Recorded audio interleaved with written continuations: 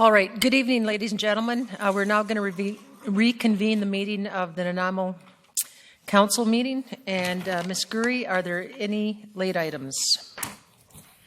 Thank you, Madam Chair. This evening for late items, we have, in addition to item 6A, Core Services Review, a delegation from Mr. Ed Chan.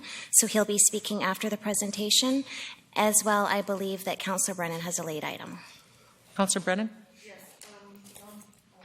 Bonner asked to be added to the agenda for the same item, and that is core review. Thank you. Thank you, Madam Chair.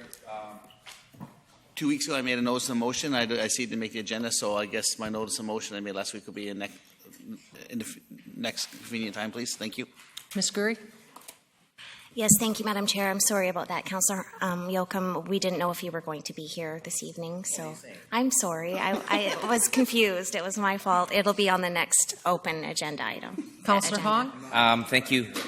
I will have a notice of motion to make when that time comes. Thank you. And sorry, Madam Chair, just to interrupt. So if you could vote on the additional late item before you vote on the agenda as amended, that would be great. Thank you. So could we please have vote to have Mr. Don Bonner for 5 minutes? So moved. Seconder? Oh, I thought I moved. Okay, seconded by Councillor Kipp. All in favor? Opposed? Seeing none, motion carries. Could I have a motion for the adoption of the agenda as amended? So moved. Councillor Kipp, seconded by Councillor Fuller. Any discussion? All in favor? Opposed? Seeing none, carries. We have no adoption of minutes this evening. Presentations, we will have a core service review presentation by Ms. Samra and staff. Ms. Samra? Yes, we are, ma'am.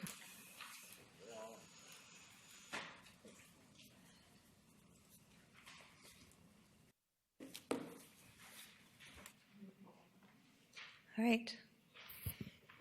There's going to be a number of us, so I thought it would be best to present from the podium.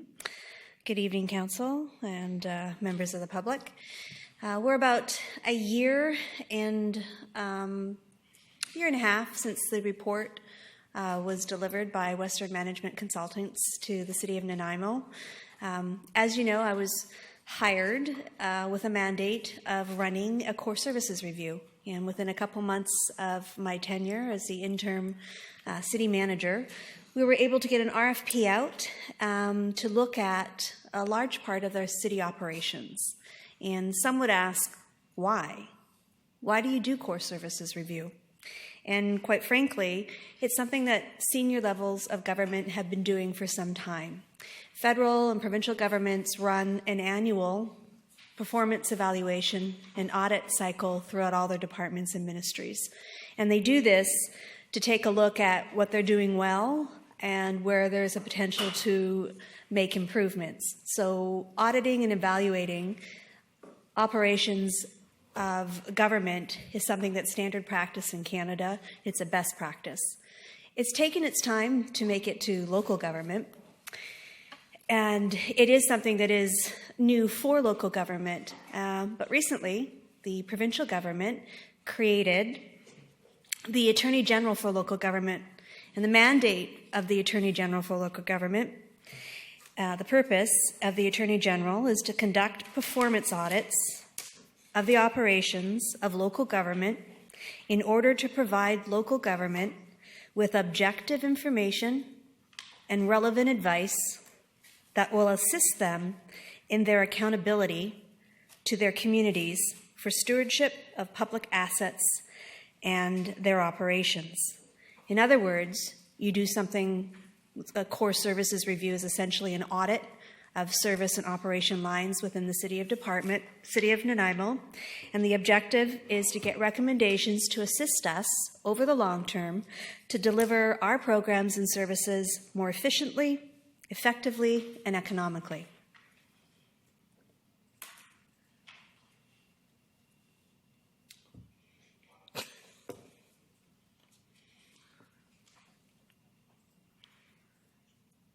And it goes blank.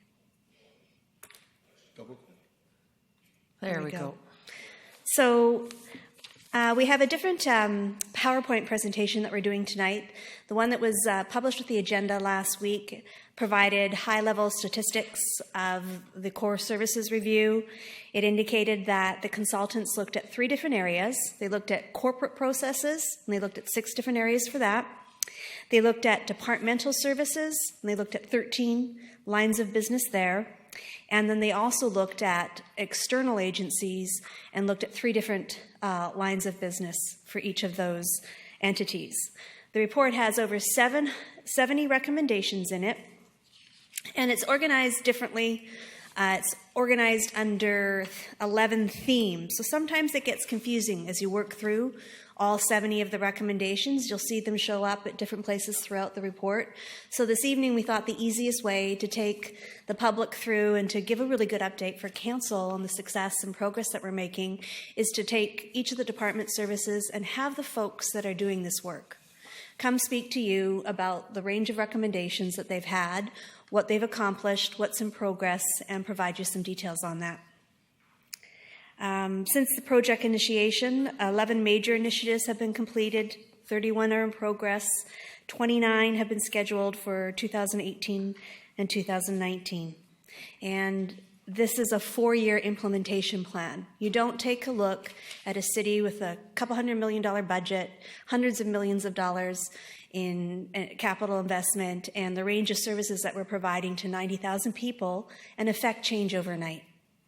70 recommendations takes time and energy of senior management to meet, to take a look at what those recommendations are and see what is it we can do at this point in time and what needs to be done in the future. And we have been doing that over the last 1.5 years.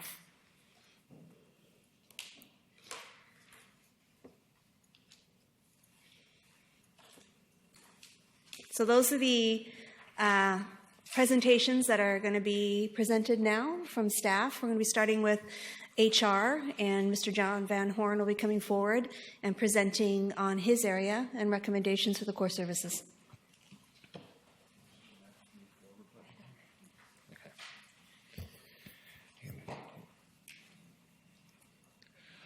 Okay, one of the first ones I want to talk about tonight is HR was tasked with developing a strategic organizational development plan to address recruitment, retention, appraisal, et cetera, on the slide there. And the city has actually already previously addressed or was in the process of addressing the key elements that actually go into a succession plan, which this is really sort of driven towards something to get people in the door, progress them through the organization to their retirement or transition to something else. The city, though, we take a much more flexible approach than under a traditional succession planning model. A lot of the elements we have in place, they've been in place for a number of years, or we're continuing to evolve them as time goes on. For example, we've got training geared towards identified core competencies, things that we need people to be able to do to be successful in jobs with this city. Some examples of the training that we've done most recently, we generally have core supervisory and core management training for people who are looking to progress into supervisory or management roles from within the bargaining unit or new managers that we've hired, just to have a consistent approach to training. It's also available for our fire service employees as well. We've done training on business case writing, report writing for council. We're trying to give council clear, concise reports to enable them to make good decisions and trying to at least standardize or calibrate the information that we're putting in front of you. Let's see, beyond that, we have balanced internal promotion with external selections for management roles. This is something we want to continue to promote from within where we can, but we recognize that there's benefits to be had from injecting new talent from new places, different ideas into the organization, and reaping the benefit that their experience can provide to the city. We've been put in situations, there have been some challenging positions to fill, either because the market for the positions is tight or it's just a very unique niche position. And those situations, we've been working with our managers to explore creative solutions for difficult to fill vacancies. And actually with quite a good degree of success, I'd say, including sometimes we've got an acting pay situation where a person who's maybe not quite meeting the full requirements of the job can serve in the job for a period of time while we delay our search or hold the search off for 6 months or so and try to recruit again. One of the things that was identified was the amount of time it takes to turn around from the time a job becomes vacant until we actually refill it. And that was kind of an interesting thing that showed up in the report, because our turnaround time has actually decreased in the last 5 years. It's about 2016 was about only 2/3 as long as it was in 2012, and our stats from about halfway through 2017 shows it's about half of what it was in 2012, so I wasn't quite sure where that one came from.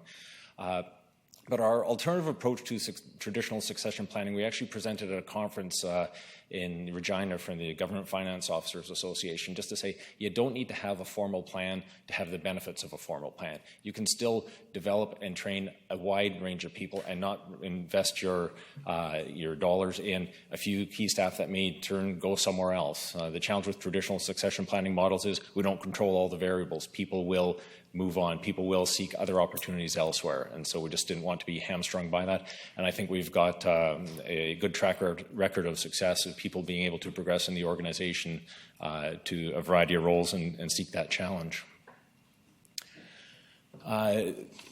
One of the other ones from Human Resources was to amend the exempt salary administration policy to provide an alternative method for establishing and adjusting management salaries. That's one that obviously is going to be awkward for staff to try to report and deliver on, and will actually be referred to an external consultant. There are a number of different organizations out there that do that, and a number of municipalities that do this exact same thing, just because it's a little awkward for staff to be involved in that. We would still be there as a resource, perhaps data gathering if desired by the consultant, and perhaps help reduce costs of doing so, but that will be the subject of the RFP that goes out. As well, we've got to a recommendation to amend the management bylaw to reduce the banking of vacation days. This one, I think, is probably best to be part of a council workshop before we get into redrafting the bylaw, because the reducing the banking of vacation days, I believe from the discussions that I had with members of council going way back 2 years when I started here, that there are other things within the bylaw, for example, notice periods that people might want to might be required of staff before they leave, that should be considered for inclusion in that bylaw. So if we only address the vacation banking, I don't know that we'd be capturing all of council's wishes with amendments to that bylaw. Finally, we had to seek to provide greater flexibility in staffing and resource allocation in the CUPE collective agreement. And actually, CUPE has been very good to work with. We had a challenging issue with respect to providing the right level of supervisory leadership in aquatics, as an example, across a very varied work schedule, and make sure we had our senior leaders in appropriate positions. And so between Parks and Rec, Human Resources, and CUPE, we were able to establish head guard positions to help provide that supervisory availability. And so we've been continuing to work with CUPE where we can when there are core service review things that have been identified there. But this was a good success, but it was quite some time in the making. And that's it for Human Resources. On to Victor. Thank you, Mr. Horn. Thank you very much. Van Horn.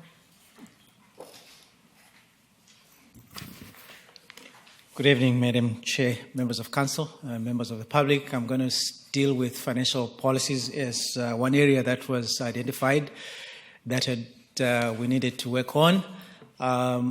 First of all, you created the Finance and Audit Committee, through which most of the financial strategy and recommendations are coming through. That committee has been in place for a while now. We are planning to adopt the multi-year budgeting cycle, and the recommendation that was in the core service review was to align this with each council term.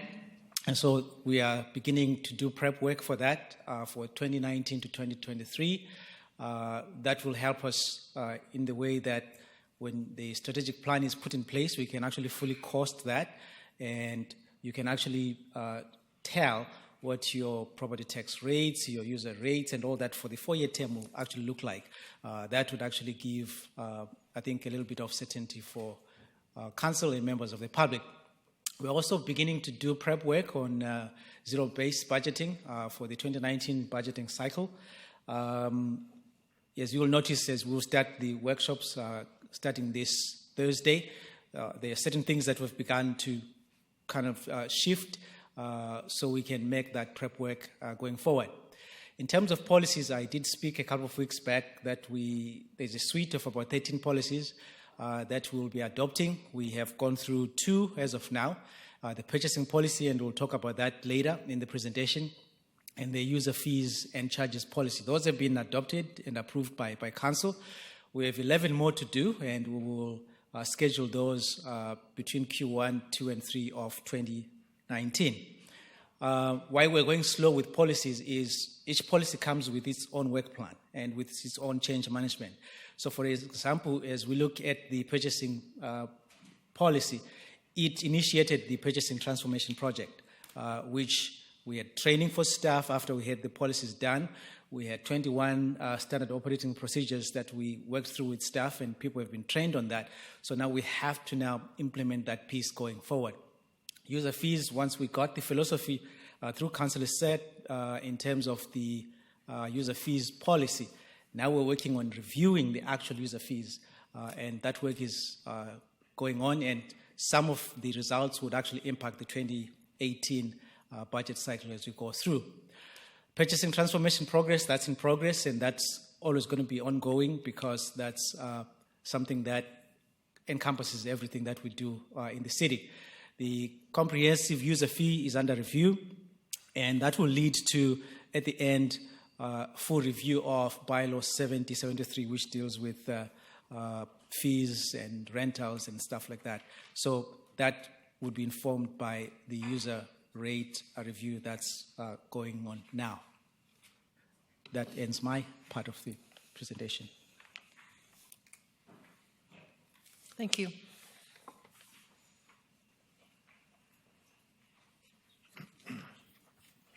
Good evening, Mayor and Council, and the general public. Tonight I'm going to speak to 3 areas in operations. It's transportation operations, it is sanitation, and fleet. And where we had a look at in several areas in these individual areas, so transportation covers roads and traffic operation. And one of the things that was looked at was service levels. And so through our asset management plan, we are building all kinds of asset management, maintenance, recovery, and moving stuff to capital planning. And through that process, the service levels are one of the target areas where we want to establish the levels of service provided for the roads and traffic area. So it's currently in progress and part of our full asset management plan. The pavement management system is one matrix that we use to manage the road system, which moves from patching, crack sealing to full rehab. And we have a program that goes around, rates those roads, goes into a matrix, and then it pushes projects to the capital planning system.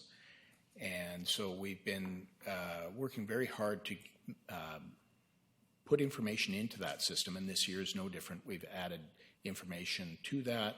We have a consultant comes in and they run the roads, add the data, and then that goes into the decision matrix for us. So that took place this year, and what we know that last year was a bad winter for us, and so a lot of that information is telling that we knew we were going to have some more severe conditions, disruption to our roads. So partway through, before budgeting this year, we asked for additional funds to address those through crack sealing and patching, and also the road markings. So we've gone through and done that additional work this year with markings and the patching and paving. And we anticipate if this year it's a La Nina year again, and we're hoping it's not as bad as last year, touch wood, but that's yet to be seen. The CMMS, which is Computerized Maintenance Management System, this is a project that's dear to me. I've been working on this for a number of years, which basically relates to our work order process, and our work plan process is tied directly to the utility, so that when we go to create work orders and workflows on water, sewer, storm, traffic signals, street lights, the work orders are attached directly to that asset. Currently, we use a Tempest, which is a tried and true system. It's a financial process, and we tie our work orders to that, which is address-based. But we need to get down to the meat and potatoes of the asset. So track the costs, the energy, the labor, the materials we're putting into those assets. And so we're working closely with IT. It's part of that whole GIS strategic plan, and the CMMS attaches onto that, and it'll be an integral part of that. And it's a robust system. There's a number of them out there. I've looked at a whole bunch of them, and some are better than others, but it's definitely a move in the right direction. So we've been going through lots of discussion around that, and we'll continue that. It's in progress. We use business cases to justify expenditures of large dollars. So part of the Core Services review identified a milling machine would be an appropriate piece of equipment for us. We utilize our contractor, Hub City Paving, to do a lot of this work for us. They have a large milling machine that it doesn't meet the needs that we have for a smaller machine. For example, our construction crew does mainline, and you're probably all aware of 4th Street, for example. So the current process for that would be to saw cut and remove the asphalt. That asphalt's trucked off site and then recycled as a product. What this machine would do would mill that material and keep it on site and be reused. So it has a bunch of efficiencies, from carbon footprint of having trucks on the road and hauling materials around, to reusing the existing material on site.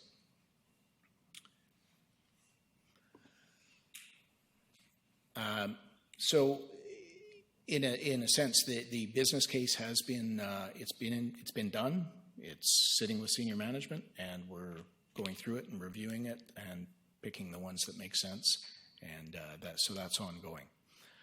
Also identified in the Core Services review was to use thermoplastics more than paint markings on the road.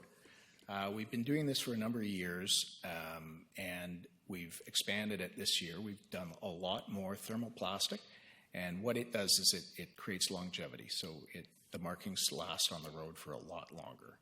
And so we'll continue to provide more of that and increase the amount we use. So we'll move over to sanitation now. And I'm sure you're all aware we've been operating 2 of our automated trucks for last week. We started, so we're into our 2nd week of that now, and it's been going well. We've got the center of the city is our phase 1 of that, so it's now in place. That was identified in the Core Services review to take a different tact on that. So we've purchased another 6 trucks over top of the 2 that we have, and it's now taking place. We'll move into phase 2 in the summer, next summer. And through doing this, we've included the yard waste, and that's been a popular thing for residents. And also we've found some savings, which is about $100,000 in the cart savings by bulk purchase, and also about $170,000 in the truck purchases. And what we're anticipating is reduction in injuries from the manual labor approach to picking up the sanitation, and also the downtime for the trucks. So we'll move into fleet now. And we've made some progress in this area. We've looked at a number of the the recommendations that were identified in the core services review. And so the vehicle utilization policy is one thing that we're looking at implementing in 2008. We're reviewing it and seeing how it will be used. We use the amount of time that we have a vehicle in service in a number of ways. We're continually reviewing the user rates, and at that time we look at how long or how much investment we have through the life of the vehicle, how much use it's getting, how complicated the piece of equipment is, so that lots of moving parts create a lot of maintenance, and those ones, what we've done is the larger fleet we have reduced down, as was indicated in the core services review. Some of the smaller vehicles and the pickups and that, we have actually, we don't want to reduce the time frame in that, and some of the reasons behind that are a lot of the equipment within those smaller vehicles, the vans and the pickup trucks and things, they'll have things like specialty shelving and such that are expensive to put in the truck, and then if we recycle the trucks and get rid of them too early, those costs sometimes can't be recovered because they've changed the model of the van and the shelving doesn't fit anymore. So that's was a key decision in the logic in not reducing the smaller fleet, but some of the larger stuff like our hydro excavating truck, our sweeper, some of the backhoes, we go through a process of weighing the condition, the wear and tear on them, and the best value at the time. But we've generally reduced it down from a 15-year period to a 10, and we'll maintain the smaller vehicles to a longer lifespan. Some of the upgrades to the software in that have been done. There was quite a bit of discussion about tracking downtime, which is very difficult to do because it can range from the crew's very, very busy and things get backed up, or we're waiting for parts, specialty parts and that. So to track that downtime is very hard, but we've been working with finance to find some win-win situations of maybe creating additional cost centers to do that. And we think we can do that in a better manner than what is offered by our fleet software, because it's very hard to track. And the modification to our reporting of our systems makes a lot of sense. So we're creating reports for senior management to see and making them, not too detailed, so it's a high-level view of what's taking place. Shifts for our mechanics, we've modified them. We have them running 6 a.m. to 5:30. The report indicated running till 8:30, I believe it was, 8 p.m. or 8:30. But we looked at how we would staff that, and we would need additional mechanics to cover the time during the day, and also for our parts. If they're working there, they need people to provide parts and things for them, and that can become challenging. So we're working within the 6 a.m. to 5:30 now, and that seems to be working well for us. And that's all I have for you. Thank you. Thank you, Mr. Elliott.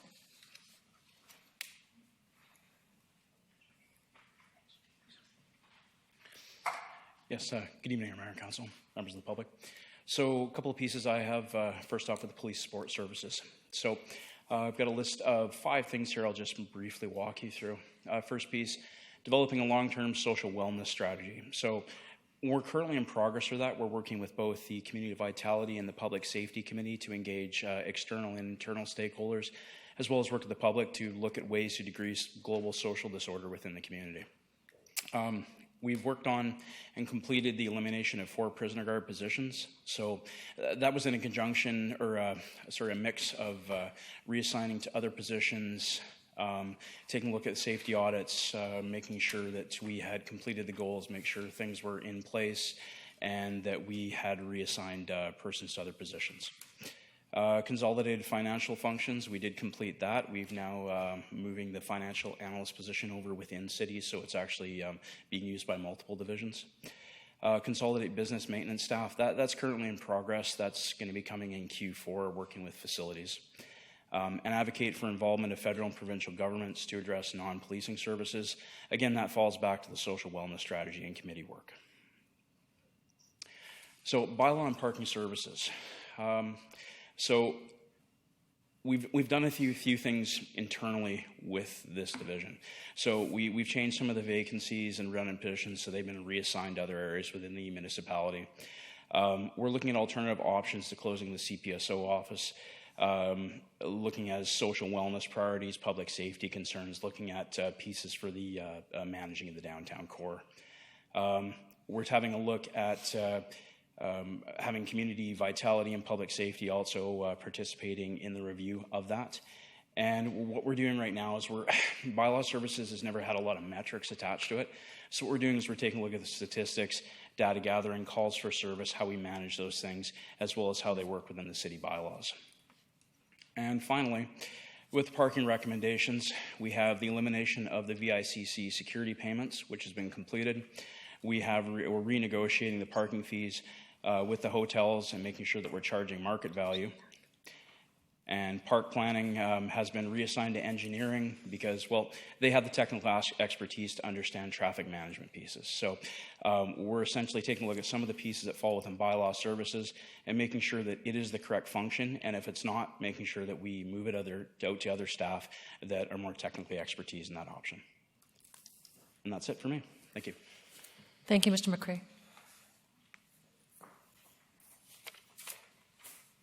Mr. Harding.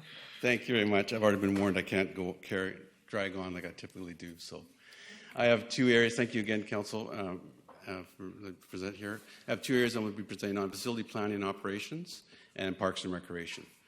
One of the first areas it was in recommendation of the core service was consolidate all facility management responsibilities into one department. It's currently in Parks and Recreation.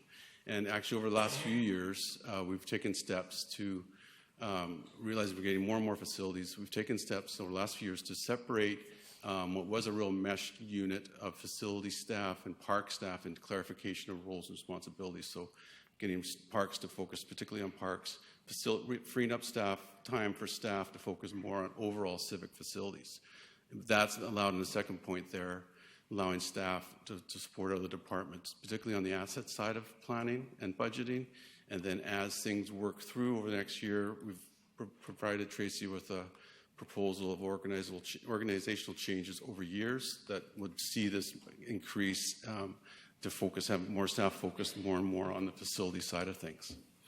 The second part of this facility is a common maintenance management system for all city assets. So similar to what John was mentioning a few minutes ago, that inventory is done. It's also in cooperation with the GIS project. So again, as more and more staff become available for those, we'll be able to work more and more on that with the GIS program and also that integrated program. Section on Parks and Recreation Environment. If you go through the core services, a good number of the recommendations in there really are dependent on an updated Parks, Recreation, and Facilities Master Plan. In fact, we delayed doing the master plan. It should have been done probably 2016, the 10 years, until the core services review was done. So a lot of the recommendations within that plan would be done within an updated Parks Recreation Master Plan. That's currently in the work plan for 2018-2019. You'll see that when we do our budget deliberations in the next month or so. So as long as that continues on, a lot of those recommendations will be in there. Maybe tag team with Victor a little bit on the revised fees and charges bylaw. Again, a lot of the, Victor, if you can add on the dates with that, a lot of the other recommendations are about fees and charges bylaw. Victor, can you add anything to that one? No? Good? Okay. So that, as that comes through, because Victor mentioned on that part of it, We're continuing to work on different aspects for LEAP, how to make it more streamlined. That will continue on. Some of the recommendations, again, for example, of selling 89 Prideaux Street, that will also be, I think, something we look forward to as we invest in other civic facilities. For example, moving search and rescue up to the old treatment site. Where do we do with the staff up there?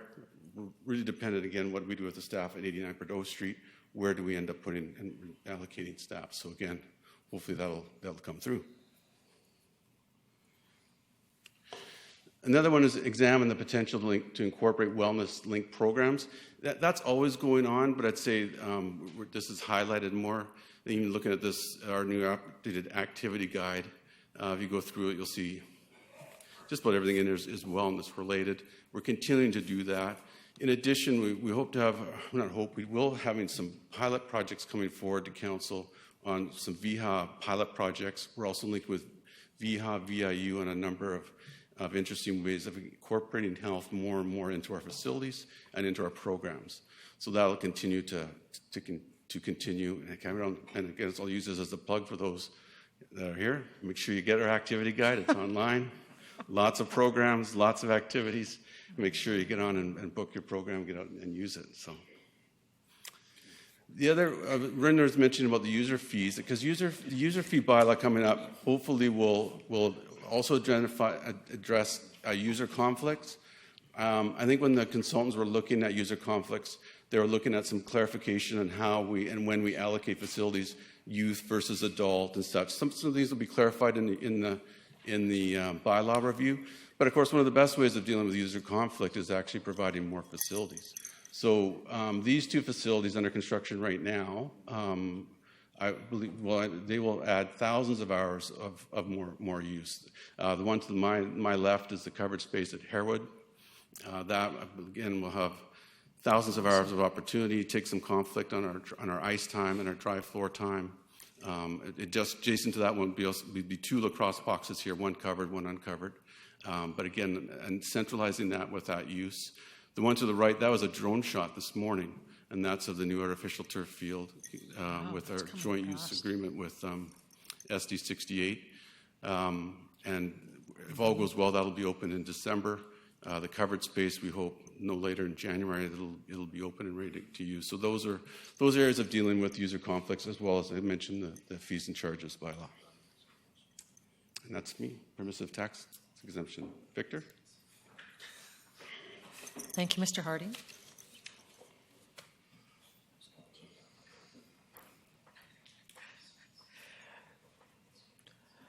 So item 11, permissive tax exemptions and grants. We spoke to you earlier at the Finance and Audit Committee. We had scheduled to do this in 2017 and will not do this in 2018, just between, I think, January and March, because that's when our staff are available to help with that process. It's an involving process because we're reviewing all the files that we have, and there's a recommendation that we change our term from, right now we're doing it 3 years, and Cost Service Review recommended that we do this over a term of 5 years. So that's another option that we'll bring in front of Council to decide whether they want to do maintain 3 years or go on to a 5-year term. There are a number of nuances there in terms of procedures. One, we don't have a visibility of how much each organization actually receives from the city, because people are getting money from this program, that program, and the other program. Because these programs are separate, it's not easy to actually see that. So as part of the review process is to try and consolidate that process so that there's only one door and one exit in terms of groups coming in to ask. So if they're coming to ask for grants, general grants, asking for PTE, those things will all come in one ask. Then it's easy for members of council to actually quantify the help that they're giving to the groups. Also, we need to be consistent in terms of how we support sub-market rents, and that's a process we're working through with Richard as we go through the user fee review as well. And then we had some challenges with gaps where we issue a PTE to a landlord because the person leasing that property is exempt or is provided an exemption. But then when the changes happen and we're not getting timely reporting back, so we can adjust that. So we'll try and figure out a way of how we can close that loop so that we can have timely reporting back, so we can make adjustments on our side so that we're able to manage those PTEs and be timely in cutting off where that exemption no longer applies. Thank you. Thank you, Mr. Mima. Mr. Lindsay. Thank you, Acting Mayor. Good evening, Council. I'm here this evening to talk to you about the last two lines of business that were reviewed by the core review, our building permits and inspections, and number 13, which is our subdivision development approvals, land use, and planning. In terms of item 12, building permits and inspections, you can see the general finding here from our consultant was that our section right now is operating under best practices for the industry. They did have some recommendations about extending those practices to track our outcomes and service levels and measures. So if Council recalls, usually every January or February, I'm before you with kind of a year-end review of what we've done and what we've seen in terms of permit volumes. We'll be expanding that in 2018 to talk a little bit more about our measures and our tracking and things about our processing times. We'll include in that as part of this recommendation. Again, in the subdivision development land use planning approvals, very similar recommendation about trying to track these outcomes and service levels. So we'll also, in addition to building permits, be talking to you about our planning approval processes, the number of weeks we're looking at for a typical planning approval process. So again, when we come forward in for sort of first quarter 2018, we'll update our reporting. One of the recommendations is very sort of a specific recommendation that came out of the core review was it talked about improving communication in the service center. And this is really a staff-to-staff communication. And my understanding is it actually came out of the interviews that were conducted by the consultant with staff through this process.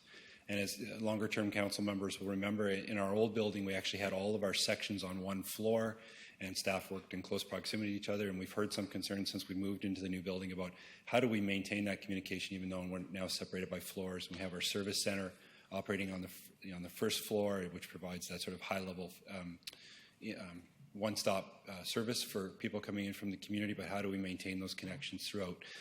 I'll never stand before you and say, check, that's complete. In my mind, communication is one of those always, it's sort of an iterative process we're always working on. We're always striving to find ways to improve that. We've taken steps since it was identified by staff through the core review, but we'll continue that. The final recommendation that came for the planning section, again, was this idea of formalizing pre-application meetings. This is not something new. It comes up every time that we go through any kind of our own internal application review processes. They specifically identified having these application meetings to outline our general processes and very general requirements. What I would say is staff at present provide a higher level of service than what is actually was recommended in the core review. We actually have pre-application meetings for all of our pre-application major applications, but we go beyond just covering general requirements and processing requirements. We talk very much about site-specific issues and what may be unique to that one property or that one process.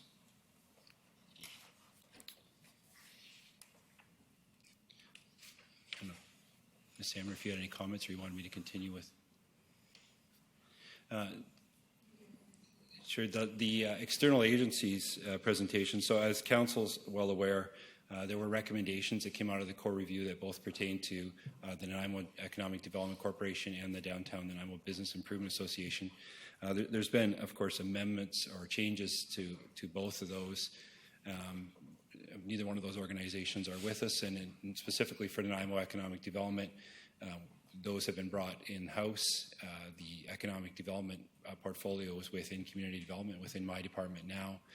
We'll continue to run that, and tourism is also been brought into the city. So we're moving forward with those, but again, it's a very different landscape than what was reviewed at the time that the core review was done. Similarly for the DMBIA, much of the work in the downtown is still, of course, of high importance. Various committees and staff are working on issues in the downtown, and Mr. McRae mentioned sort of the social issues that we're dealing with and the committees are dealing with in the downtown right now. One thing I would note is that council, specifically with the bringing to close of the DMBIA, looked at taking some of those grant monies and turning them back to staff to administer out through the community to make sure that a lot of those functions that were happening in the downtown continue to happen. So we've identified here some of the programming that continued in 2017. As a result of that, it was just over 110,000 and funding and some images from some of those events. So we're going to be coming back to you at Finance and Audit this month to talk about a continuation of that program. I'll turn it back to Mr. Mia. Thank you.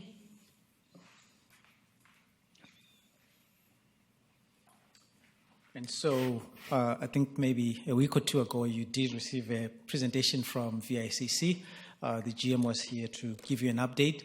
But quickly, I'll just say we went through an RFP process we had several proponents come through. We ended up with Spectra. We have a new contract with them. And the difference in the contract is that the new contract is incentive-based. And what we're trying to incentivize is the reduction of the subsidy or investment that the city provides to VICC. Right now, it stands at about $1 million a year. We are trying to push this down.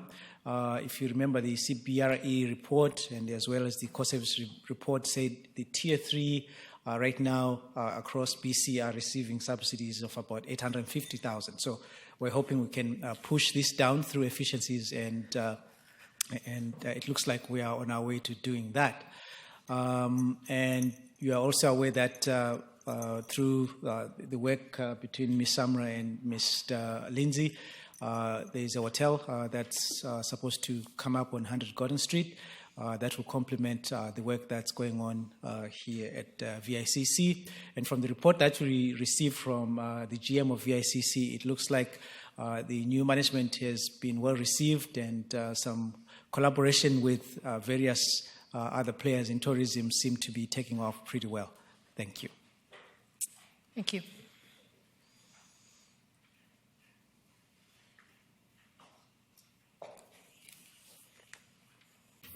Thank you. It's so I think you can see from the presentations from our various senior management team is the complexity of rolling out these 70 recommendations, and that there's a lot of different moving parts and there's overlaps in the recommendations and the type of work that needs to take place across departments. So we have, for the last year, been meeting at the senior management table and having solutions meetings, which are where we bring a group together where we think cross-departmental minds and people that are down and doing those types of functions are best to come forward and take a look at, well, here's our recommendation. Is that going to work for us? And what's the best way forward? So the reason we had them present was to demonstrate how complex this is, and that we're in year 2 of a 4-year implementation plan, and we have made good progress so far. This last set of recommendations is, in my opinion, where the jewels of the core service review rest. This is where you get the most significant long-term cost savings, efficiencies, and effectiveness in the delivery of your services. The one thing that the core services review identified was that it made good observations about the city of Nanaimo and our operations and us comparing favorably to other communities. And we are delivering a high level of programs and services to the community. So that should be celebrated and not forgotten. But the whole point of bringing in the auditors was to see what we're doing and to see how we can do it better. And to do it better so that we can deliver more effective, efficient services to the community. That's the objective of this. So these recommendations to deal with strategic planning, capital projects, asset management, project management, purchasing and contracting, performance measures, those are things that serve the entire organization. And they're centralized. The recommendation was to centralize them and to have consistent policies and a consistent application by staff to deliver each of these different items. Do you have a thing?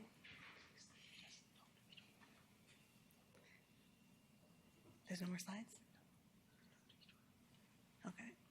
So for strategic planning, business planning, and budgeting, we have completed the strategic plan update. Council did that. You set what your vision and values were for the remainder of your term, and that vision and those strategic priorities guide what staff do and are guiding what we're bringing to you in your final budget cycle. You have priorities in different areas, so we're going to be bringing you potential projects to work on and investments in your community in these areas. Also part of strategic planning was putting in place a corporate operational plan, and we have a template ready to go, and we're going to start rolling it out next year in 2018, because right now the tool that staff uses is different amongst the departments. The common denominator that we use is the budget, but a budget's a budget. That's not an operating plan. It's not integrated, and it isn't looking at targets and resources necessary to carry out the work within each of those departments. So we have a template ready to go, and we're going to start rolling that out next year. The second thing is capital projects planning and development, and we just had Deloitte review our practices in both the capital projects planning and carrying them out and delivering them. So 2 and number 4 are connected, and they have a series of recommendations that we just received from them last week, and staff are going to meet next week to see how to approach this. They gave us an implementation plan and said there's things that you can do over the next 0 to 6 months to address some of the need to formalize existing practices. Deloitte noted that we have the expertise and knowledge within our organization, and we have processes, but it would be a best practice to put those down into one set of policies and guidelines. So we're going to be looking at formalizing the best practices that we are carrying out, and that will help with the capital projects. And once you have a consistent approach with risk management put into it, and people have been trained up, and we're figuring out how we're going to deal with projects, the large ones, the standard ones, the ones that are bread and butter, you're going to see efficiencies and cost savings in how we carry out those types of projects, and those will be in the millions of dollars. Asset management, do you want to speak to that one? Sure. So you recall that at the Finance and Audit Committee for the 2017 budget, we came asking you to extend the 1% for general capital reserve funding, and you did extend that to 2022. We still have sewer and water continuing as well to 2022. And so as you will notice in the budget, as we start deliberating on that, we are collecting millions of dollars on asset management, and this is in line with the fact that most of our assets, we inherited them and they're coming to full life now. So we need to either expand them or replace them. And you have done a strategic, I think, option and a decision to actually continue funding that going forward. And then item 5 is the purchasing and contract administration that we spoke about earlier on. And that project, the policy is now in place, the SOPs are now in place, and the training has been done. So people are now implementing this. The next thing we will do, obviously, we will have an open house for our vendors. What we want to do, you have raised a concern here, I think, as soon as I got here in 2015, that you wanted to see a lot of emphasis on promoting local purchases. And the way we do that is to open ourselves up. We'll do that through an open house early in 2018. We will try and facilitate a conversation with the chamber, with small businesses here, so they have the tools of how to do business with the city. And hopefully that will increase the amount of business that local businesses actually do with the city. Okay, so then just to close up, it's thanking staff for preparing their reports. They spent some time on it and trying to figure out what's the important information to share with council.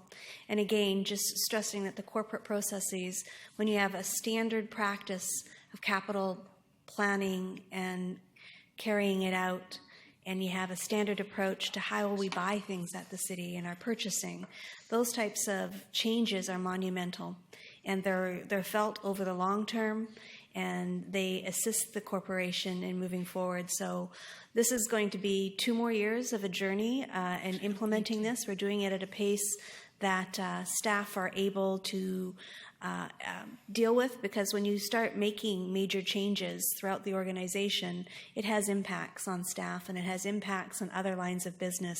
So when you change the computer system and you change what we're doing in the procurement, that requires time for training. And when you roll something out, there's usually adjustments. And then when that project's finished and you're in the middle of another project, you're going to see that there's impacts between these projects. So we have a lot of moving parts, but we have good groups of people working on this, and we're going to continue to report back on a quarterly basis about the progress that we're making on the core services review. I, for one, am very proud of the work that staff have done. They've done a lot in the last year and a half, and we've received recognition outside of our community by the provincial organization, UBCM, noting the types of changes that we're making are making a difference and they are best practices. And we are getting the reports from Deloitte and from other entities when they've come in, and they do recognize internal best practices. So there's a lot to be proud of on how we operate our city. And while people sometimes fear an audit and they fear an evaluation, it's not about blame. It's about identifying ways of doing our business better. And we have these tools, and now we use the experience and the expertise of the staff at the senior management table to translate them into something that's workable in Nanaimo. So we're going to continue that work, and I thank you for your time, for allowing us to take a good chunk of time to update you on this. We're prepared to do Q&As, or we can do those after the presentations. Thank you, Ms. Samra, and thank you to staff for all your work as well. Yeah. Do you want to do questions before the delegation? Ms. Gurry, questions before the delegation? Okay, thank you. I will start with Councillor Thorpe. Thank you very much, Madam Chair. Through you, I'll start by saying that I don't agree with all of the recommendations that we saw in the core review report, but I will quickly add that I think there are a lot of very good things in it. And I think we've just heard about many of them. I'm especially impressed with the advances we've made in corporate processes. As Ms. Samra was just pointing out, they're still up on the screen. Things like strategic planning, project and asset management, purchasing, all of those efficiencies that run across the organization. And although I might have questions about some of the individual projects or recommendations, I think overall there's been an excellent start to what has been recommended in the report. It's not something that's going to be accomplished quickly, and some people, I'm sure, are frustrated that we haven't moved more quickly, but it takes a long time to get it right. So I would just like to express my thanks and congratulations to our senior management team. All of the people that I think we heard at the microphone this evening deserve a great deal of credit, and I appreciate their expertise and their hard work in moving this forward. Thank you. Thank you, Councillor Thorpe. Councillor Fuller. I'd like to echo Councillor Thorpe's appreciation for city staff, for Ms. Samra, for getting on this right away from the get-go and getting such a great core review done. One of the things I've often read and heard about core reviews, because I knew we were looking at doing this, and I did a bit of research. One of the problems is most communities get core reviews done, but they don't act on them, and we're acting upon them. And I think staff is doing a great job of acting upon them. And yes, some of the items are a bit more contentious than others, but I think overall they're going to prove a huge benefit to the city in the long run. And quite frankly, I look forward to moving forward with part 2 of the core review, because we've only done part 1. And I would like to see us move forward in early 2018 on part 2. Thank you, Councillor Fuller. Councillor Yoakum. Thank you, Madam Chair. I'd just like to state that the core review has been a process, and more just touch on what Councillor Fuller was just commenting on. I was going to ask two questions, but first one would be, there's some areas that haven't been reviewed, so when are we going to be diving into that piece? And I think informally we've been just saying, let's get on with it, so I look forward to formalizing that process. And the core review is a process that's obviously not everyone's going to be pleased with it, but best we can for getting the best bang our buck for the taxpayers, and I look forward to phase 2. And on a totally simple question, for Mr. Harding, is in the awesome work you're doing in the multi-purpose building in Harewood, will there be hoops in there as well? Because I know there's actually a shortage of basketball hoops. It'd be awesome for people to play hoops in our long, rainy winters. Yes, there will. We're going to try and provide a number of different alternatives in there for even, for example, some of the ball groups are wanting to have some nets and things to be able to do pitching. So it's a great fall, winter kind of facility to get people into. So primarily it's lacrosse, but as we can find other avenues like that, ball hockey, batting practice, pitching practice. So we can go in the winter and drain some threes. That'd be good. 3-pointers. If it's undercover, it'll be nice. Perfect. Thanks. Thank you. Councillor Beswick? Thank you. Thank you to all involved in the delivery of Phase 1 of the Core Services Review and the ongoing work that is required to conclude it and complete it. And like others have said, I look forward to the second phase. I just have one question, and that is items 2 and 4. The reviews have been complete. Did you, Ms. Samra, say that council will receive this information next week, or did you say staff are reviewing the information next week? I believe on 2 occasions I've said 2 different things. We just received it and digested it last week, and we're going to circle back and meet again Friday to talk about what it means to us. But we'll be presenting it to council. I don't know if there's room on the 6th, but probably the next meeting after there.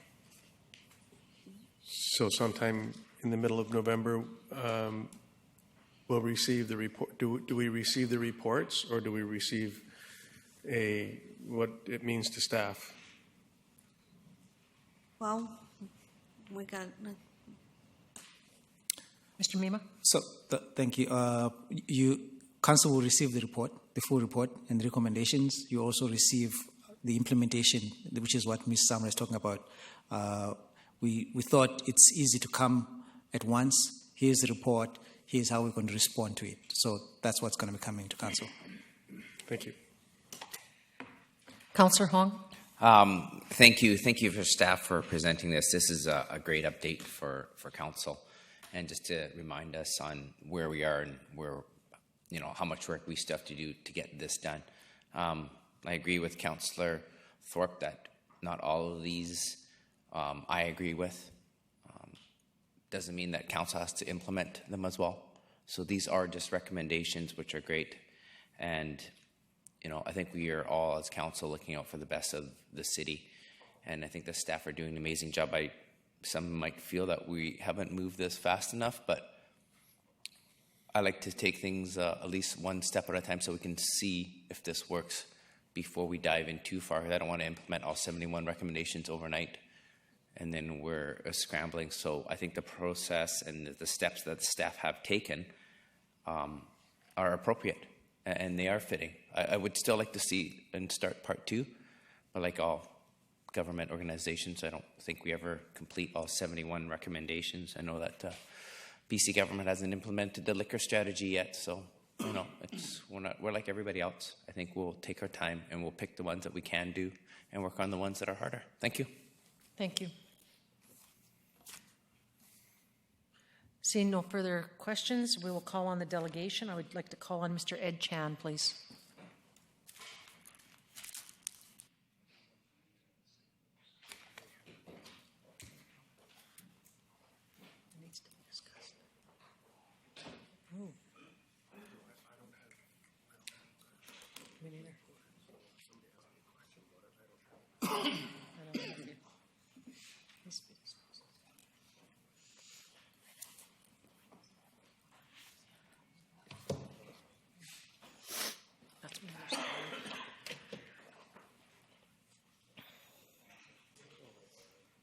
Just hand them all there and pass them around. You shouldn't want mine. No, Don, those, I've just given some to, those are for members of the audience. If you could just state your name, please, and city, that would be great. Thank you. And you will have 10 minutes. Please, I won't take 10. Thank you.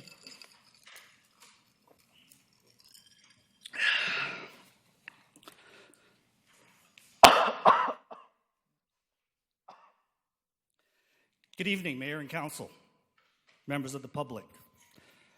I based my presentation tonight on the handout that was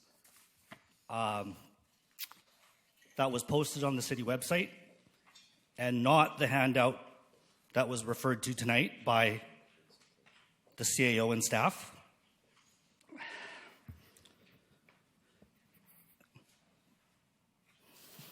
I might want to call recess for a moment. I'd like to quote CAO Samra from August 21, 2014. Being open and transparent is a choice. Deciding to conduct open meetings means you provide the public ample notice of the agenda. Don't use in camera. Your Worship, may I call a recess and an in-camera for Mayor and Council right now? This is an urgent matter. If you go to the second page of this, I would like to have a discussion with Council in the other chamber, please. Mr. Chan, thank you for your agreement. I Thank you. appreciate that. We will take a 10-minute, Yeah. that 10-minute recess, and we will move into This is inappropriate. Rispin. This is totally inappropriate.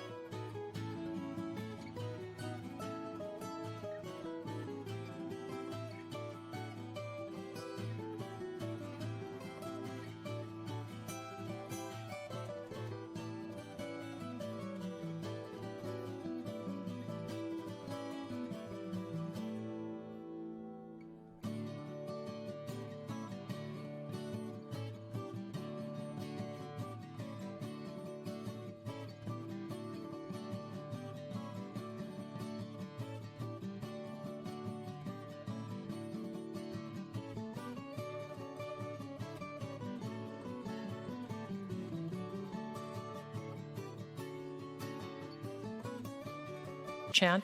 Mr. Bonner, please. And just a reminder, we are talking about core service review. Is that correct, Mr. Bonner? Thank you. And just your name and address for the, or not address, name and city for the record, please. Don Bonner, the City of Nanaimo. Oh, sorry. Go ahead. In all honesty, it's only 5 minutes, but, oh, you got it, okay.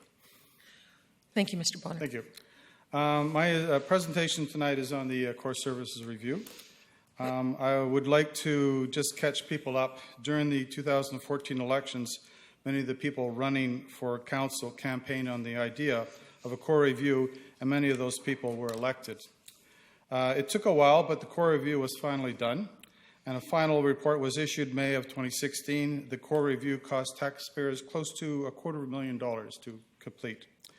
Today we received a report from the CAO entitled 2017 Status Update Core Services Review.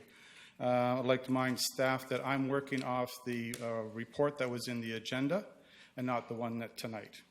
Okay? Thank you. It's hard to compare the report on the implementation plan for the core services review we are receiving today on Monday with the report that we got on October 3rd, 2016. It would have been easier had the two reports been in the same format. The report we're getting Monday is vague, has no timelines for completion, and has no reasoning as to why the work has been delayed. From what I can piece together, we have the following. There are 74 recommendations, some for council and some for staff.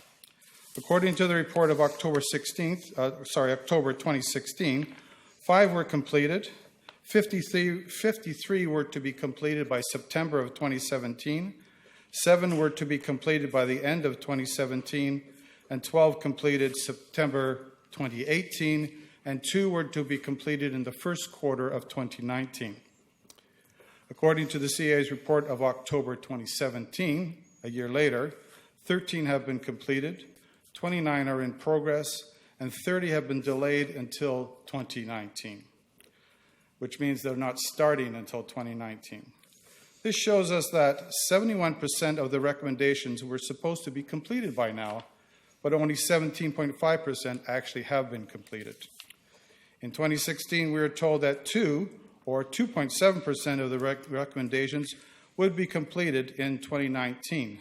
That number has now jumped to 30 or 40.5%, and we won't even know, and these aren't even started until 2019.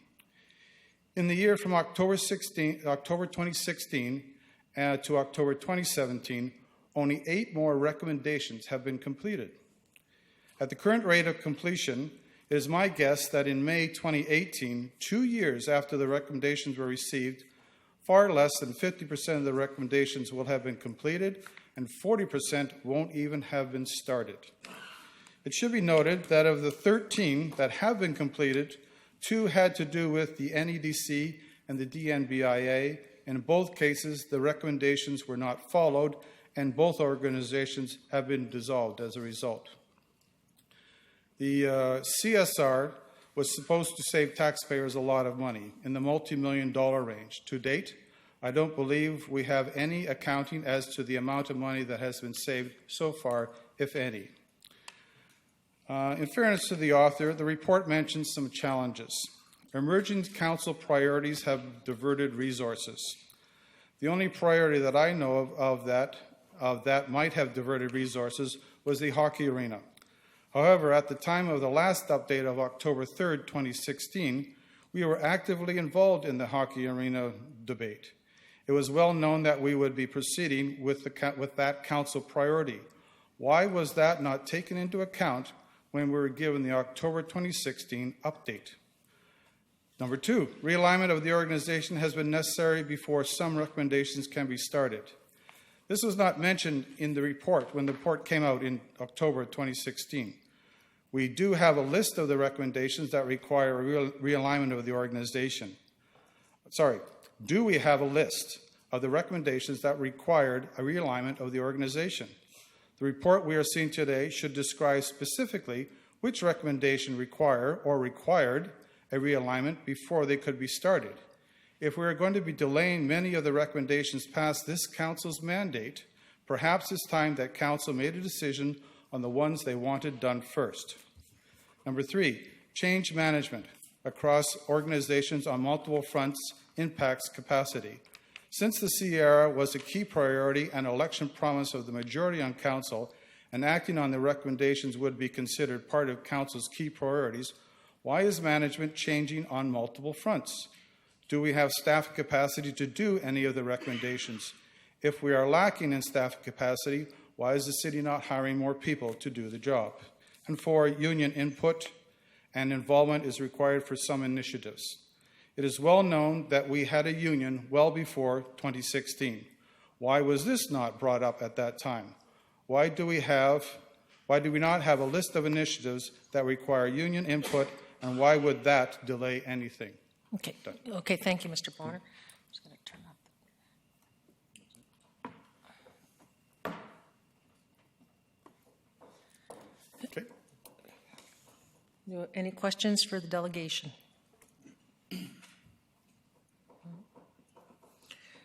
I'm going to answer one of your questions. Having been involved in core service reviews, well, similar, for many, many years, sometimes we have great ideas that we're going to get these done on a certain timeline, and life happens. I mean, I know I can only speak to one that the RCMP that was done 20 years ago, and they're still not all implemented. So it is something in progress. I do share your concerns, but that's something that will be discussed when we have further meetings through our staff and council. I think we are making progress.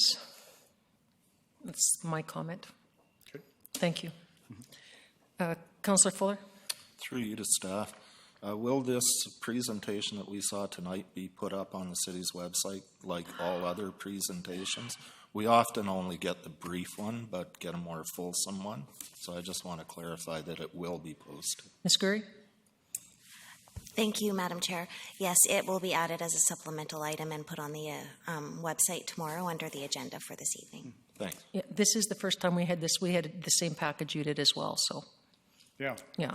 That's always a concern, too. Yeah, okay. Thank you, Mr. Bernard. I don't see any further questions. Thank you.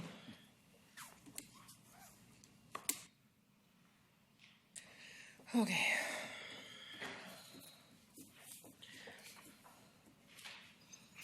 Mayor's report. Sorry? Yeah, we're on to Mayor's report. For me, it's been a very busy time. I had lots to do last week with different concerts, and today I, along with other coastal mayors, attended a meeting with the forestry minister in Victoria. However, he was fogged in up in Smithers, so he participated via phone. We are working with the paper and pulp industry to come up with some strategies so that we can get more pulp products to our mills. So that's one big initiative that's being undertaken, and so we're moving forward on that. And secondly, myself and the majority of council members were at the Vancouver Island Economic Summit this past week, and that was very well done. I would like to thank the organizers for that. We all partook in different, seminars for the sake of argument. So we're going to be sharing that at our next informal meeting with each other, what we learned. I know some of us went to the fake news. Others were, I believe, I went to the agriculture. There was one on InFilm. First Nations, there was poverty and health, and I think you went to the lumber. Yeah, so we tried to hit up as many as we can, so we'll be discussing that at our next meeting. So I'm thankful Mayor McKay will be back next week, and I can go back to being a councillor and get some rest. Okay, so that's my report for the week. Administration, we have none. Corporate services, none. Public service, none. Public safety, none. Bylaws, none. Correspondence, none. Council appointments, are we discussing that, Ms. Gurry? Yes, we could, Acting Chair. We could rise and report that from the in-camera where council appointed themselves for the year 2018 chairs to their committees and their alternates. So if you just give me a moment, because I wasn't completely prepared to find that for you. We have...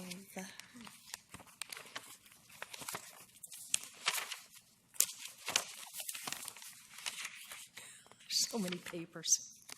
Yes. So we have as the chair for the Finance and Audit Committee, Councillor Beswick, and all members of council are on that committee. Community Planning and Development, we have as the chair, Councillor Brennan, and the alternate is Councillor Thorpe. We have for Community Vitality, the chair is Councillor Fuller, and the alternate is Councillor Armstrong.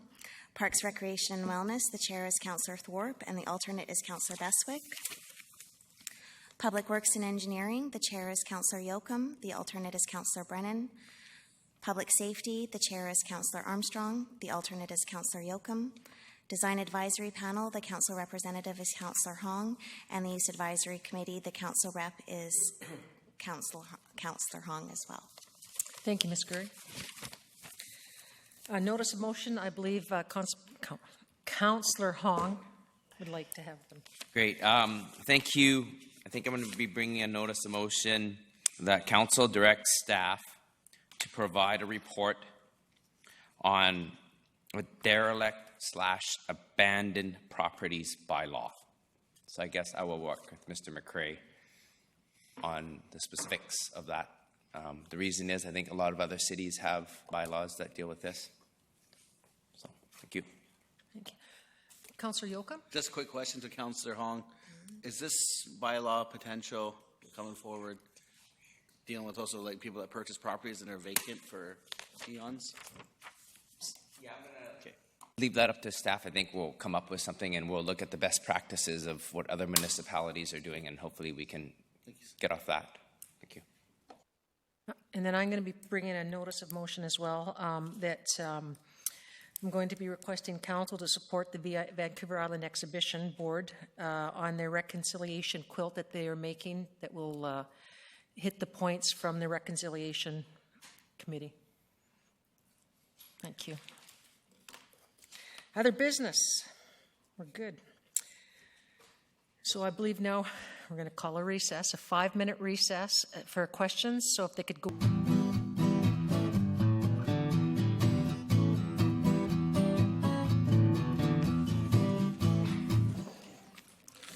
Thank you very much. We will now resume question period. First up, I have Mr. Bill Manners. And if you could please state the city you reside in. Oh, you need a question? I'll leave them with you. I can't remember your question. I didn't have it. That's why I wrote it down. It's age.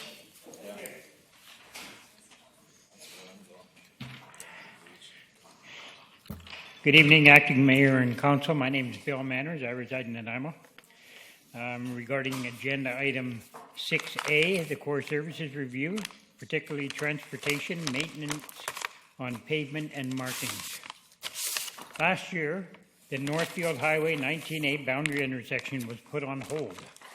Then it was approved for work to be completed by Council 5 months ago.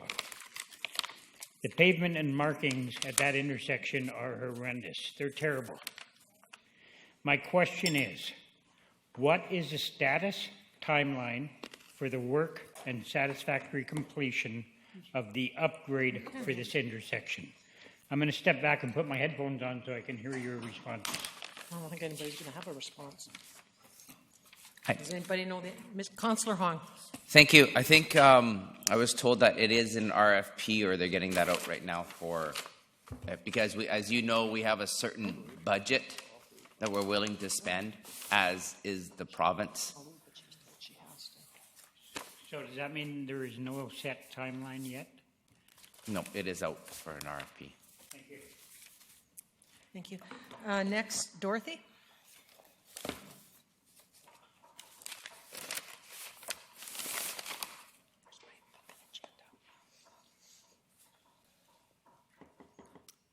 Acting Mayor and Council. My name is Dorothy Houghton. I live in Nanaimo. My question is, will all council members support the chair in shutting down any person who speaks at the mic who is being disrespectful towards council and staff by not challenging the chair?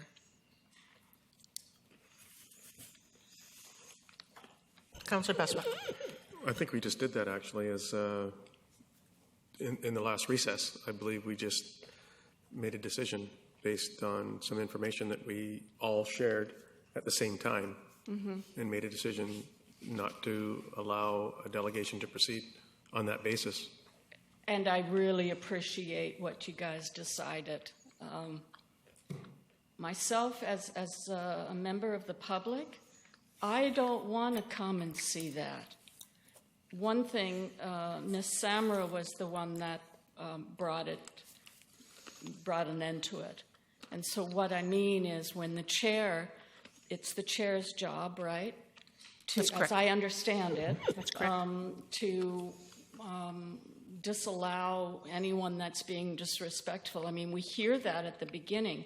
Your mic will be turned off, and then you will be asked to leave or sit down, and if you don't, then, like, I really want that to start happening, because 2 or 3 people are making it very difficult for the rest of us who want to come here and participate in our community, in our municipality, in a respectful manner.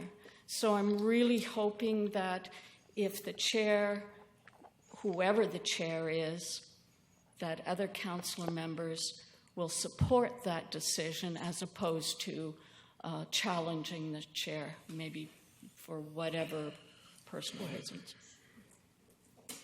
Thank you. I could not agree with you more, and simply out of courtesy and respect to a previous spoken, articulated gentleman that came to the podium.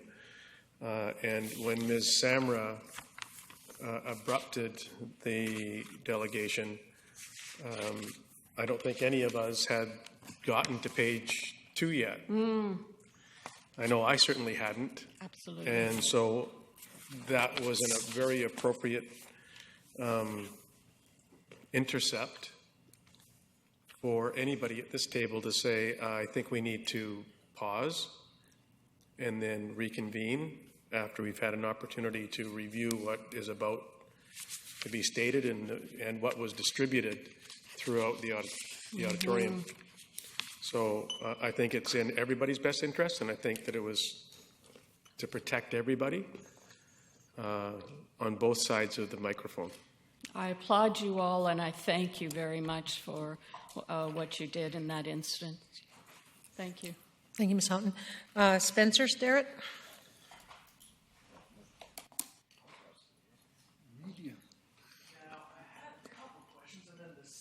I was going to ask it to all left.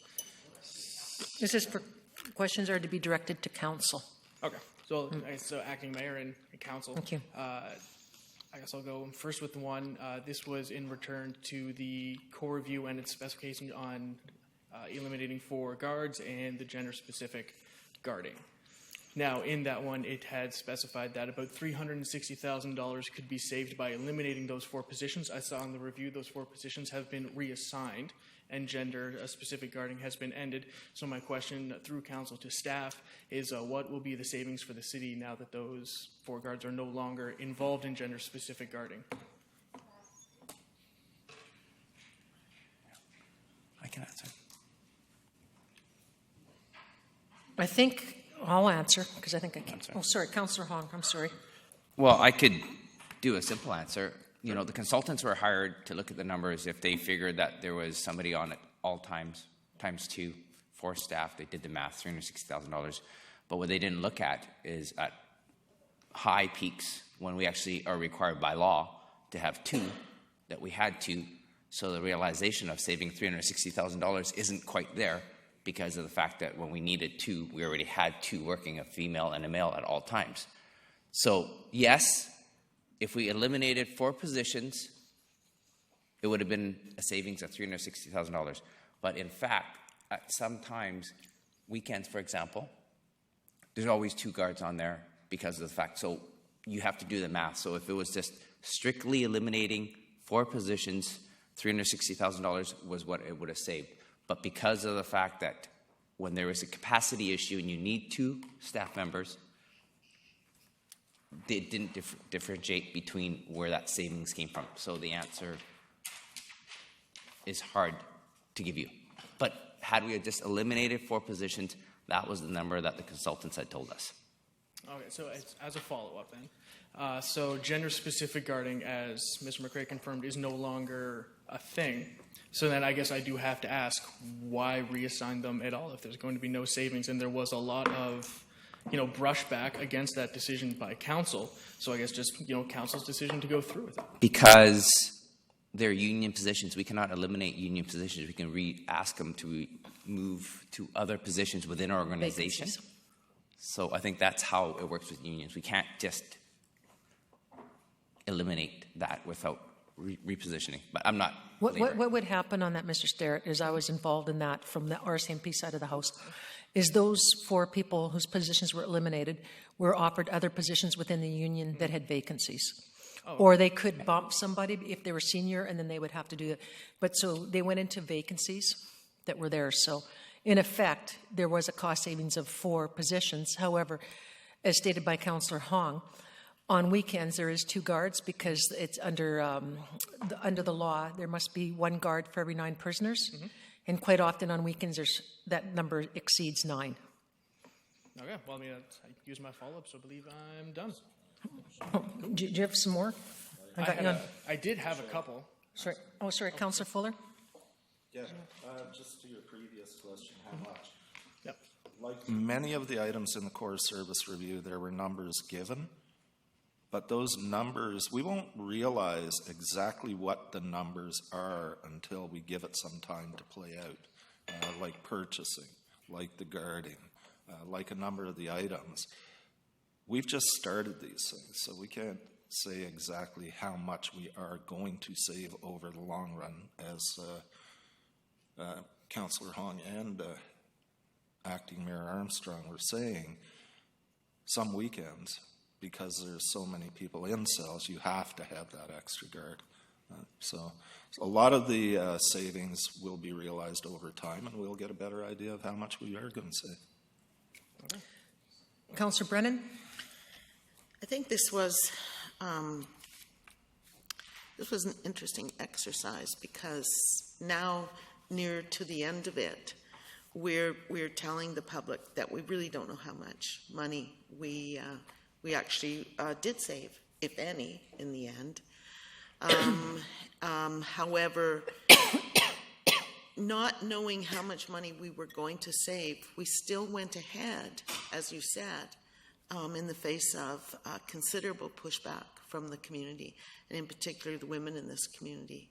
And so that has always been a disappointment for me, and I remain disappointed that we would have taken those steps, not knowing how much money we would save, and in the end now determining that not much.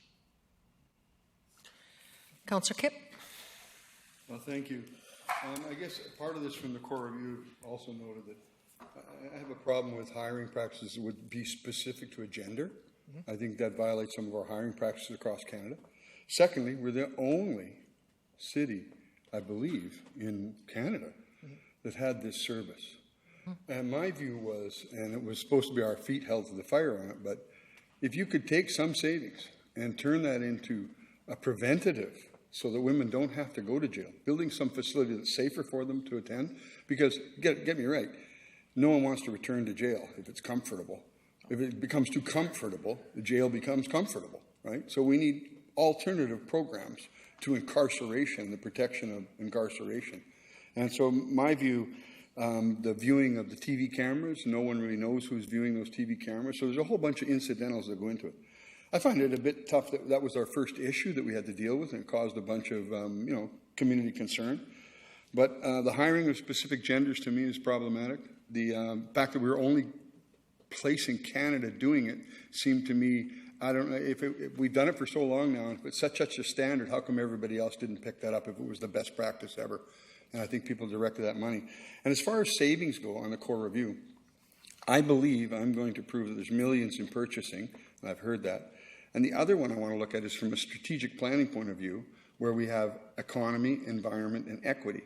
So, for example, to shift at the DNBIA, we canceled that. But we took their funding and distributed it to over 20 groups. So from a social equity part, 20 people got involved with that spending, or 20 groups. They put on events downtown, like the ones that have never gone on, like the Victoria Crescent days.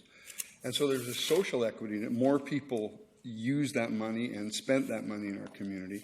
So, and then from an environment, we had a pile of events going on downtown. So it created a better environment too.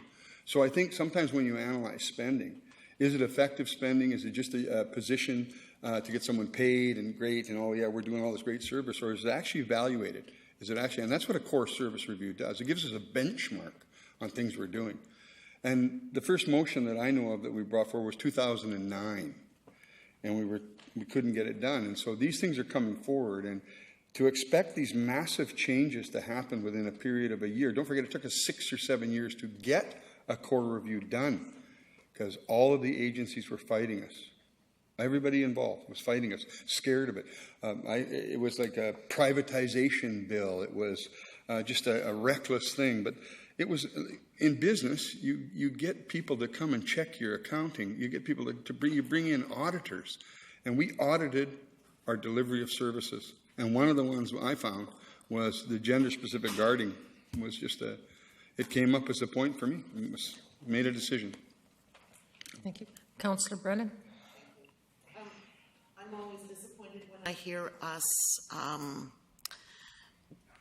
dismiss something that this city does that no one else does. Because to me, that's a lighthouse. And while other cities may not have picked it up, We were leaders in that. And that was significant, and that was significant to the women of this community. And to be honest, from my point of view, that stands out as my biggest disappointment that has happened over the last few years. And if we're talking about having a hard time getting it done, that's right. There was a majority on council, more than a majority on council, that foresaw that a core review can ultimately just become an exercise in cuts and have very little to do with an evaluation of the of how effective your policies and your services are. So I just still feel extremely disappointed and sad that that happened. Well, I'm going to address that because I know that intimately. We weren't cutting edge on that. That was done by everybody. Everybody used to have male and female guards. That's how it used to be. And then studies came out that that was not appropriate. And again, as stated, it could be human rights violations. There was concern raised by some women that they did not want gay women looking at them. So then we would have to go through that to see that. So there was a huge to-do that came about as a result of all the different concerns raised by different people. So at the end, it was done, I believe it was done at the Canadian Chiefs of Police. I don't quote me on that, but it was something, one of those, that there was no need to be gender specific. So that's where that came about, because now that you have, people that identify sexually differently than, some females identify as gay, some don't. So that became an issue I can't remember, I think it was in Ontario, but don't quote me. So those are issues that came about. So that's one of the reasons why I believe it's every police force in Canada has gone to gender neutral. It's just whoever's there is there.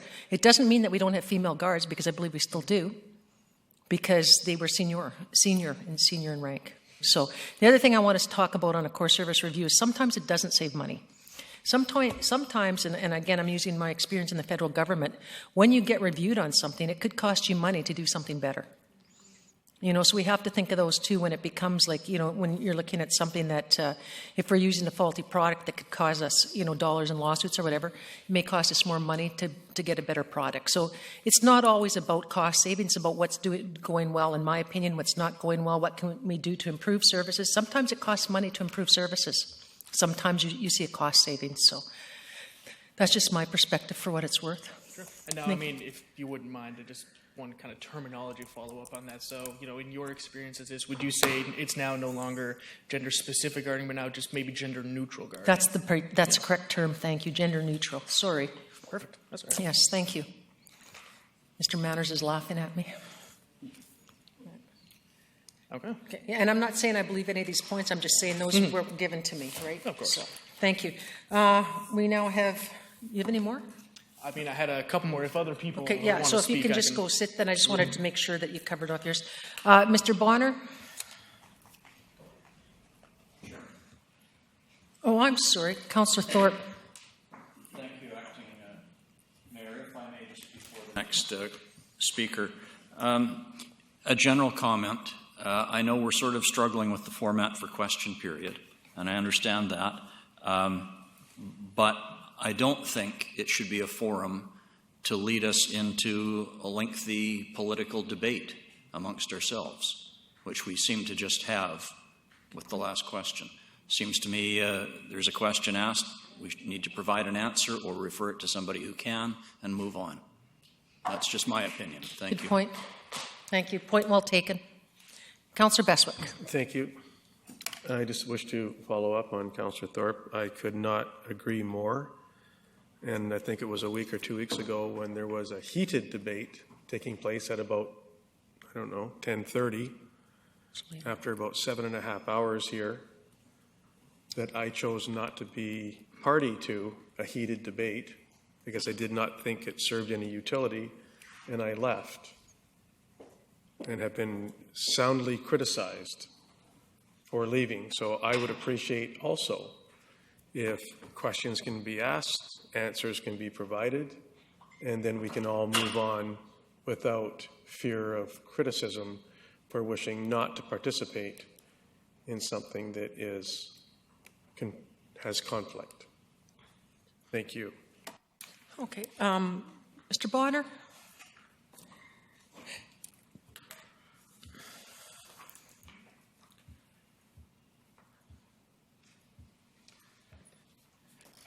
Yes, you have my questions, but I've got them here too. No, I so, don't. Go ahead. I don't. there It's is none. gone. My question is actually from one of the readers from a Facebook group of Better Nanaimo. They asked me to ask this question.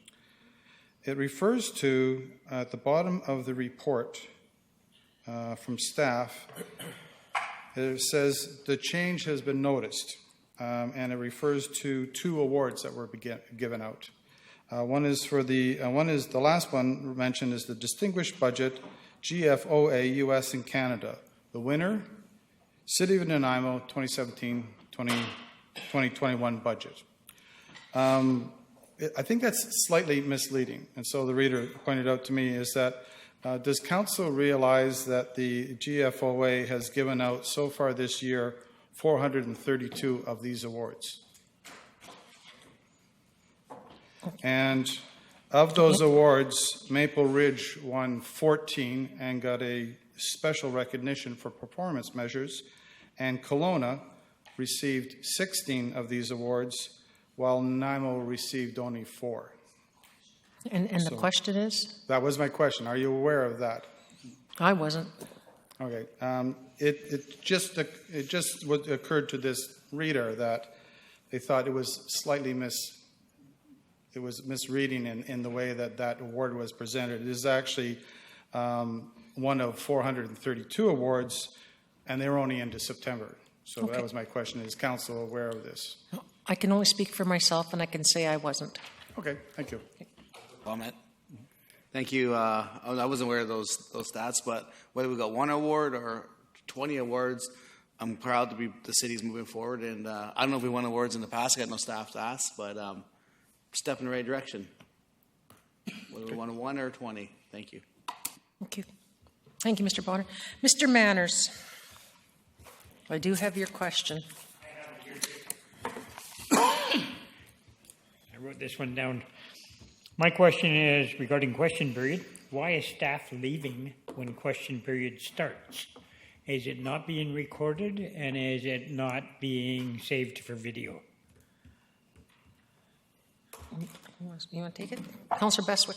I'll try. To the best of my knowledge, it's being recorded. I don't think it's not being recorded. If it isn't, that would be news to myself. I believe that staff have made it clear that question period is for mayor and council. So people in the audience can ask mayor and council questions. I can answer to the cow. The cow was not recorded because staff does the recording then. So that's why I know there was concern but that's the rationale was staff leaves for the question period now. And because staff was doing it at the SARC building, that's why it was not recorded. Thank you. Thank you, Mr. Manners. Mr. Sterrett?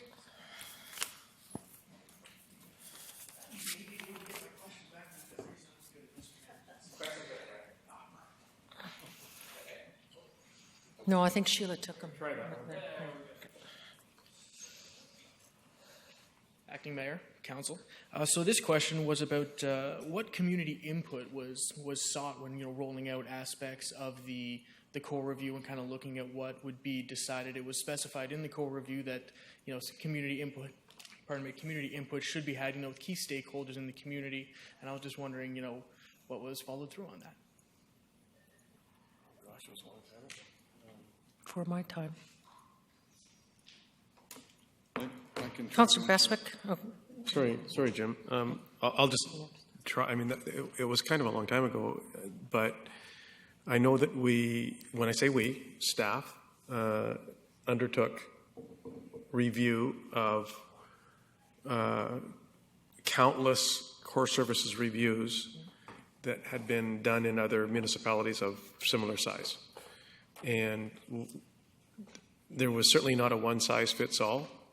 Many had different elements to them that we didn't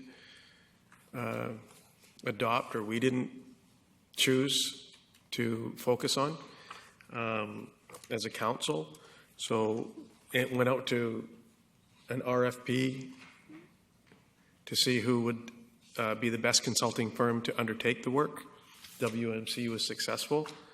what information, was there, did we have public stakeholder consultations with whiteboards and tables, and I don't recall any. Sorry, maybe I should re-clarify. This wasn't about like going for the core review. This was just about, after you guys had the core review back and decisions were being made.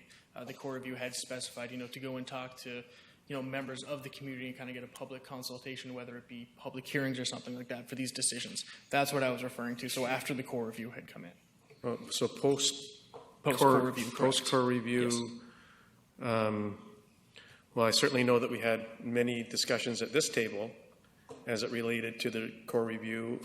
So we undertook providing what the core review told us, what it didn't tell us. I know it was a major document, and people could access that document online. It wasn't online for a while. I know that raised some concerns. We had hard copies for people that wish to learn more about it. But I don't believe that we had any meetings at the BICC ballroom round table. What do you think? Or in the Harewood Activity Center, or Bevan, or Oliver Woods. The core review is a core review, and they focused on the 11 areas, and they provided their information that through their research, and as Councillor Hong stated earlier tonight, and Councillor Thorpe stated earlier tonight, not everything in that core services review is something that we all support or don't. There's pieces of it that we do, pieces of it that we don't, some that we can move forward on a little swifter than others, some that are going to take longer than others for various reasons, whatever the climate is at the time. I would like us to advance a heck of a lot more of the things that are been identified for us, but it takes time. And some would say that's a good thing, and some would say it's not a good thing. So. Councillor Kipp. Thank you very much. If you go onto the city website, basically a core review it's a review of our service that we offered. Mm-hmm. And then what the company did, WMC, they reviewed, we had a question and answer core review, but if you look at the related reports, the financial plan, the police staffing and budget plan, the Bevan Park master plan, transportation master plan, Parks and Rec fees and charges, regulations of parking, exempt management compensation, procurement process for review, cultural plan, budget review, real estate property management. So a lot of these Centennial Park improvement plans, all of those had public input in them. Mm-hmm. Like a lot of those reviews, the asset management, the contracted service, downtown partnership society review. So all of those had a lot of sort of public input to put the reports together. And then this is our service review. And so it's what council was doing, how council could do it, how council could do it better. And so when the staff had, and I think we had, I look at reports here, March 18th, April 1st, April 13th, May 27th, May 24th, and this goes on, February 4th, January 26th. We just piled reports out to the public about what we were doing. As far as public input, what public input could we take in a group input about a core review? I mean, that's you ask them, well, what do you think of a core review? Or, so to have public input, you have to have all that information and then review it to see if there has been public input, to see if we are moving forward. So sessions on public input after it is more our implementation and questions and update to the public, because this is our plan for our city council and our corporation to be more efficient, or however people's view are on it. So I think public input on it's like having an audit in your business. You're with the news business, so when your auditor comes in, does he go out and talk to the public about the news you've been delivering? No, he's just there to audit what you're doing. Does that make sense? Thank you. Yep. Councillor Brennan? Hope that helps you understand. I think the early intention was to consult with the public, have the core services report, take that out to the public, and consult again to say, okay, this is what our plan is. What do you think? Ultimately, we didn't do the second consultation, but we do have number 17 on every agenda says core services report and delegations. So from the time it was introduced to us and the community, they've been able to come before council under section 17 of the agenda and make comments had they wish to. Councillor Hong? Thank you, and I just wanted to answer that by that motion that number 17 was a recommendation I put on there. But as Mr. Bonner mentioned, the CEO came and gave us an update in 2016.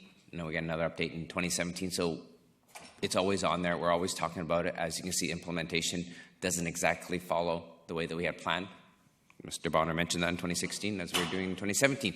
So we do have public consultation. The fact that the public is aware of what's happening, they can come to this. And there were some of the things in the core review that didn't require public consultation. It was a lot of internal staff reworking and procedures that they have. What are you going to ask the public about, right? So there was some on there. Yeah, so there were some on there. The closure of the pools, we haven't even got to that discussion, yet we've had delegations and petitions and everything else sent to us. So the public are engaging with us, whether we haven't gone out or not. They're aware that this document is out there and what the recommendations are.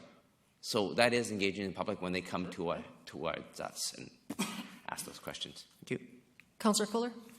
Well, I'm good. Sorry about that. I was just going to bring up the number 17. I think we've had more actually consultation with regards to the core review than any other item that I'm aware of in 20 years, because it is always an agenda item and anybody can come up and speak to it. Plus, there's also emailing staff and council, and so I think we've had some really good consultation, and I'm looking forward to the community engagement working group coming forward with some of their recommendations, and we'll see how it goes. Thank you. Any more questions, Mr. Sterrett? I mean, if no one else is after me, I do have one other one. You're good. Okay. This was just, it was mentioned, a bunch of times today that councilors were excited to see what was going to be in part 2 or phase 2. I was just wondering, as clarification for the article I'll be writing, does anyone on council know what would be included in that part 2 and what the people of Nanaimo can expect over the coming months and years? Well, I believe it's going to be emergency services is going to be one of them. Fire department, those type. I think those haven't been yet, right? So it'd be those two for sure. Okay. Go ahead, Councillor. Yeah, thank you. One area like we touched on briefly was the social aspect. Like I work in that field of wellness or social services sector, and we haven't really tackled that. And I like to look at that. And to me, this core review isn't also about the dollars and cents, which it's also about grading what can we do better and even better ifs. And a lot of stuff I believe gets offloaded from governments onto our government. And I look forward to, because we get a lot of requests around the shelters and important stuff, don't get me wrong. And we have to really look at it and do it properly. Safe site, all those social issues. And I look forward to those conversations and where we can do it, where we can do it, if we can afford to do it, and partner up possibly. Just that whole conversation. Mm-hmm. I'm actually excited about that piece. And it's not really looked at in many municipalities. And there's, so that's one piece I hope to incorporate into that piece. I know it's not very sexy, but it's important. Thanks. Yeah. Another question? That was it. Thank you. Thank you very much. Could I have a motion to Councillor Hong, seconder? Yes. Councillor Beswick, all in favor? Opposed? Motion carries. Thank you. And thanks everybody for giving me the patience when I learned this new job. And thanks to staff. You're doing a good job. Some days. No, you are.